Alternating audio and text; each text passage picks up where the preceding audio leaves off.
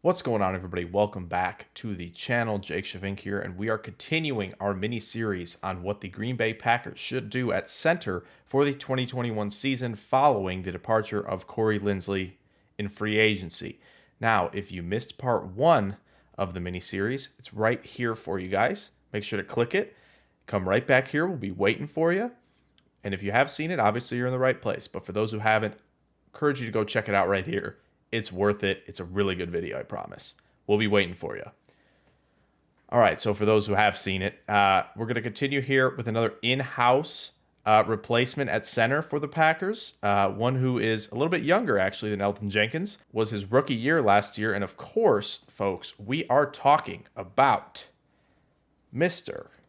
Jake Hanson here, the former Oregon Duck. 49 starts over 4 years at Oregon. Did not allow a sack in his first 3 seasons for the Ducks. That's over 2,700 snaps. Crazy number. Obviously, he has Justin Herbert there, who had good mobility, escapability. So is that number a little overblown? Maybe a little bit. But ultimately, still really good for a guy in pass protection. 2-time AP All Pac-12 selection. I believe it's the second team both times. And then with the Packers, redshirted really his rookie year. Spent most of it on the practice squad. And recently in January, signed a reserve futures contract. So ultimately, we're going to dive in here to a scouting report on him, go through a little bit of film, then we'll talk about whether or not he should be the option for the Packers at center in 21, and maybe give a little odds on whether he is or not. So let's dive into the scouting report, shall we? So had to go back to obviously his Oregon tape for this. Didn't really get anything from him in year one. Obviously, no preseason games. So didn't get a lot of work in the offseason, and that really, unfortunately, hurt a lot of guys, including Hanson. But again, strengths, perfect fit for his zone scheme. This is obviously why the Packers took him in the 6th round of the 2020 NFL Draft. He's got that fit for a team in Matt LaFleur who likes to run that outside zone, that wide zone, and work the cutback lanes with their running backs. So Hanson's a good fit here in Green Bay. Obviously has the ability to reach block, which is a really hard skill. To get outside of a defender's shoulder and turn him back inside or outside, depending on where he's at. That's a tough skill. It's really tough. He's aware and stout in pass protection. Yeah, he lacks a little functional strength, but he does drop anchor pretty well. And once he's latched on, it's hard to get past him. He passes off and receives stunts really well as well. He's quick out of his stance. And again, he's pretty effective getting to that second level. Yeah, I mean, again, a perfect fit for zone. So weaknesses, it's really for him just consistency, being able to consistently, knee bend at the point of attack. Don't lean too much forward. That's something he struggled with. He did waist bend and he gave up ground and obviously lost balance, lost leverage. He's overran his assignments at the second level at times. He's kind of been in no man's land at point. He'd be way downfield a couple times, kind of just lost. It was a weird thing to see on tape, but and again, I think he's late out to the second level at times. You see him kind of obviously start the combo block, but again, he's just a little late getting to the linebacker. Ultimately, hurts his team a little bit in that regard. So really for him, it is just finding consistent reps over and over again, and hopefully with a full offseason and now a preseason this year in 2021 to get things going for him, he'll be able to keep that developmental track going.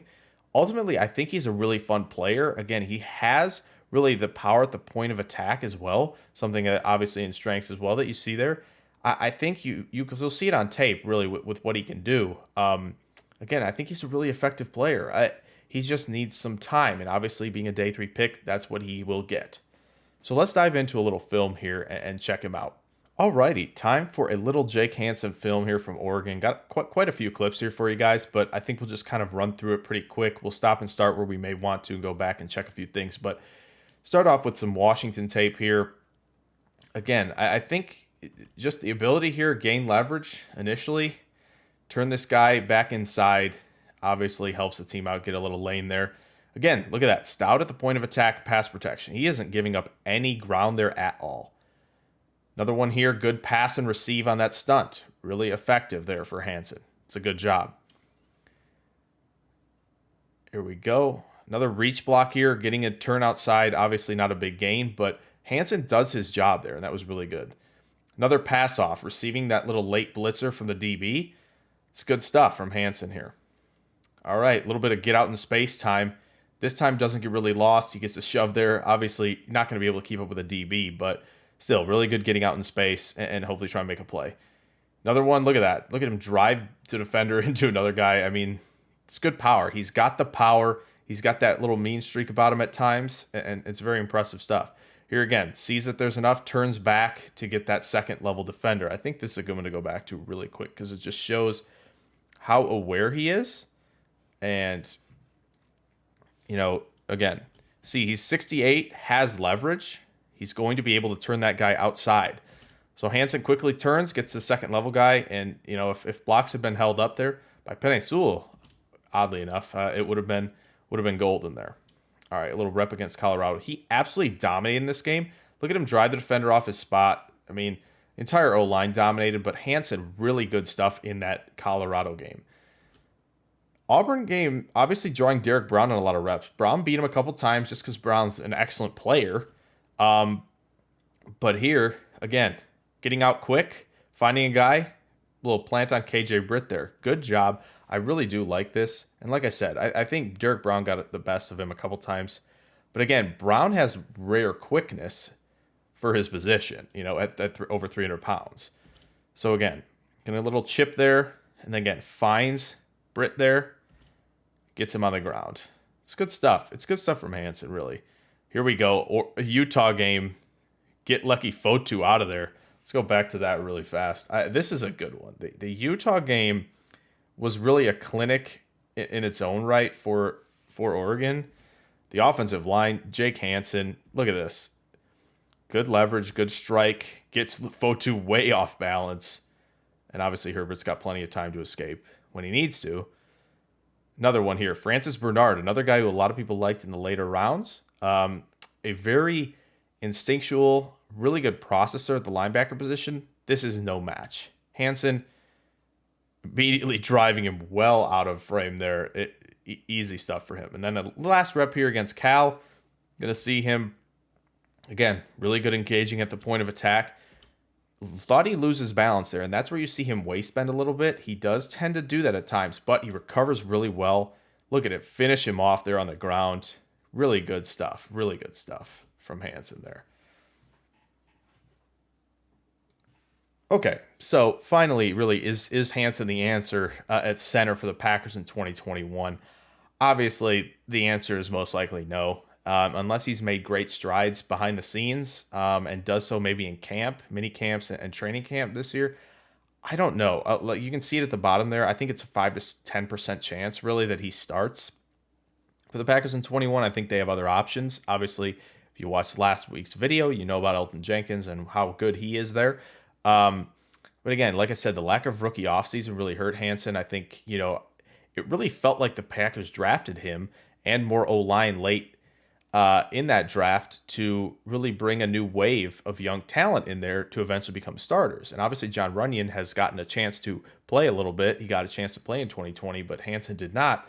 Again, he just got to develop more consistency as a player and just continue to grow. If he's on the practice squad again, continue to grow in that role. I just think there's a lot of promise there in terms of his athleticism, quickness, you know, his smarts in pass protection. I think he does a really good job in pass protection, just ultimately gaining more consistency, being more consistent, the point of attack, being more consistent, getting to the second level. You know, just I think obviously functional strength is an issue, but ultimately I think he still did very well in pass protection on tape, so it's a little bit less of a concern. Obviously, with really quick defensive tackles, it's a little bit of concern because Brown got the best of him in that Auburn game. But ultimately, I think potentially a starter in 2022, that's a possibility. You know, the Packers will obviously have Elgton Jenkins in-house. If they want him to play guard or maybe even tackle, you know, they have options going forward. Like I said, 5 to 10%. Really don't think it's likely at all that he's the starter in 2021. But wouldn't rule him out for next season. I think he can develop into that player. So I hope you guys enjoyed this video, the second installment of this mini series on the Packers and what they might do at center. If you're new, maybe throw a like down if you enjoyed the video, and maybe throw down a subscribe. A lot more stuff with Packers and Colts and NFL draft obviously coming up as we are just over a month out until the 2021 NFL draft. But like I said, Packers Colts, more NFL content as well. So be on the lookout for that. It's going to be a lot of full schedule stuff coming at you very soon. So stay tuned. Maybe turn the bell on for notifications. And I will see you guys next time. Farewell.